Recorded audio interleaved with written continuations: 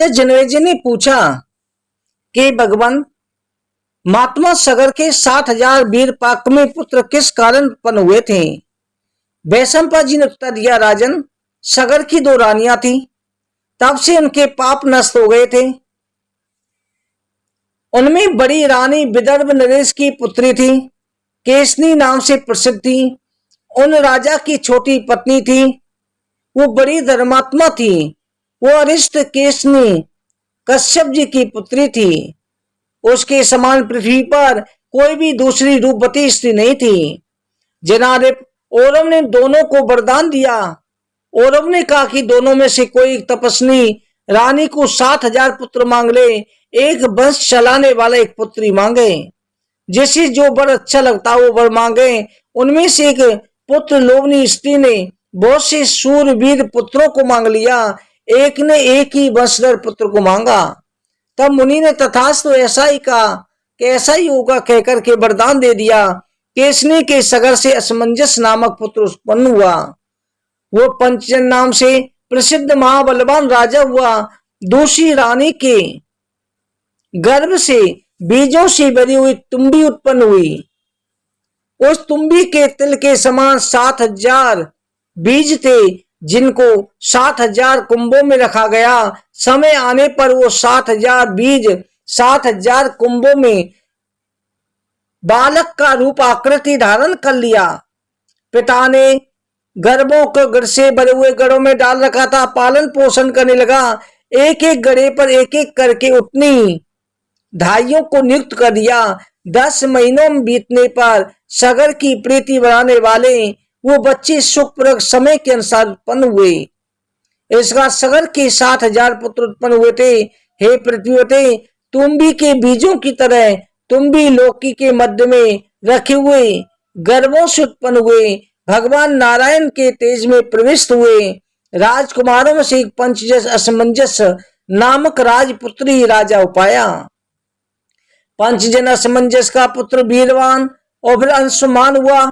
उसका पुत्र दिलीप हुआ, जो खट्वांग नाम से प्रसिद्ध हुआ। हे नग, उसने मऊट भर 48 मिनट का जीवन पाकर स्वर्ग से इस मृत लोक में सूक्ष्म बुद्धि से सत्य ब्रह्म भाव के द्वारा तीनों लोकों के तत्वों को जान लिया। दिलीप के पुत्र महाराज भागीरथ हुए। उन प्रभु ने नदियों में शेष गंगा जी को स्वर्ग से भूमि पर उतारा था। इंद्र के तुल्य यशस्वी पराक्रमी महापुरुष ने गंगा जी को समुद्र तक पहुंचा दिया। उन्होंने गंगा जी को अपनी पुत्री बनाया, इसलिए वंश का कीर्तन करने वाले विद्वान गंगा जी को भागीरथी यानी कि भागीरथ की पुत्री भी कहते हैं। भागीरथ का पुत्र सुत नाम से प्रसिद्ध हुआ। सुत का नाभाग हुआ, जो परम धार्मिक पुत्र उत्पन्न हुआ। नाभाग का पुत्र अम्बरीश हुआ, वो सिंध द्वीप का पिता था। सिंध द्वीप के अयाचित नामक वीरवान पुत्र हुआ। अयाचित के ऋतुपर्ण नाम वाला महा यशस्वी पुत्र उत्पन्न हुआ। वो दिव्य अक्षय दूत विद्या का रहस्य बेटा राजा नल का सखा बड़ा बलवान था। ऋतुपर्ण का पुत्र राजा आत्रपर्ण हुआ। उसका पुत्र राजा सुदास हुआ, जो इंद्र का मित्र था।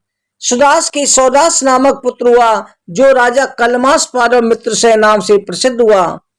कलमासपाद के सर्वकर्मा नाम से प्रसिद्ध पुत्र उत्पन्न हुए। सर्वकर्मा का पुत्र अनरण नाम से विख्यात हुआ।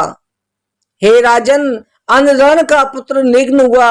निग्न के अति अन्य मित्र हुआ और रघु नामक ये 2 पुत्र उत्पन्न हुए। अन्य मित्र के दुले दुहे नाम वाला धर्मात्मा विद्वान पुत्र उत्पन्न हुआ और दुले दु के पुत्र दिलीप हुए, जो श्री रामचंद्र जी के वृद्ध पिता में थे। दिलीप के रघु नामक महाबाहु पुत्र उत्पन्न हुआ।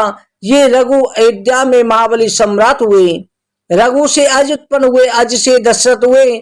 दशरथ के धर्मात्म में महा यशस्वी श्री रामचंद्र जी प्रकट हुए। श्री राम के कुश नाम से प्रसिद्ध पुत्र उत्पन्न हुआ।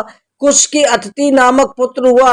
अतिथि के पुत्र का नाम निषद था। निषद का पुत्र नल, नल का पुत्र नव, नव का पुत्र पुंडरीक, पुंडरीक का पुत्र खेमधनवा हुआ। खेमधनवा का पुत्र प्रतापी देवानीक हुआ। देवानीक के अयनगु नामक प्रभावशाली पुत्र उत्पन्न हुए। अइनक का पुत्र राजा सुधर्मा हुआ। सुधर्मा का पुत्र अनिल नामक राजा हुआ। अनिल के उक्त नामक धर्मात्मा पुत्र उत्पन्न हुए। उन महात्मा उक्की के पुत्र का नाम वज्रनाभ हुआ। वज्रनाभ के शंख नामक विद्वान पुत्र उत्पन्न हुए, जो विश्वतास के नाम से प्रसिद्ध हुए। शंख का पुत्र पुष्प, पुष्प का पुत्र विद्वान अर्थ सिद्धि हुआ। अर्थ सिद्धि का पुत्र सुदर्शन, सुदर्शन से अग्निवध, अग्निवध के पुत्र शीघ्र, शीघ्र के मरु नामक पुत्र उत्पन्न हुआ। मरु योग का से लेकर के कलापद्वीप में रहने लगा। परम प्रसिद्ध मरु के पुत्र राजा बैदल हुए। भारतवर्ष पुराण में नल नाम से दो राजा प्रसिद्ध हुए। एक वीरसेन का पुत्र नल, दूसरा इक्ष्वाकु कुलोत्पन्न निषिद्ध पुत्र नल। विश्वान सूर के वंश में परम तेजस्वी राजा उत्पन्न हुए हैं। यह इक्ष्वाकु के वंश में उत्पन्न हुए मुख्य मुख्य राजाओं का वर्णन किया। जो मनुष्य अदिति नंदन भगवान सूर और प्रजाओं के पोषक देवता सहदेव की सृष्टि परंपरा का भली पाती श्रवण करता है, वो संतानवान होता है, निष्पाप रजोगुण सहित और दीर्घायु होकर के अंत में भगवान सूर का सायुज्य प्राप्त कर लेता है। इति पंचदशों अध्याय 15वां अध्याय समाप्त हुआ। बुलरवंश महापुराण की जय।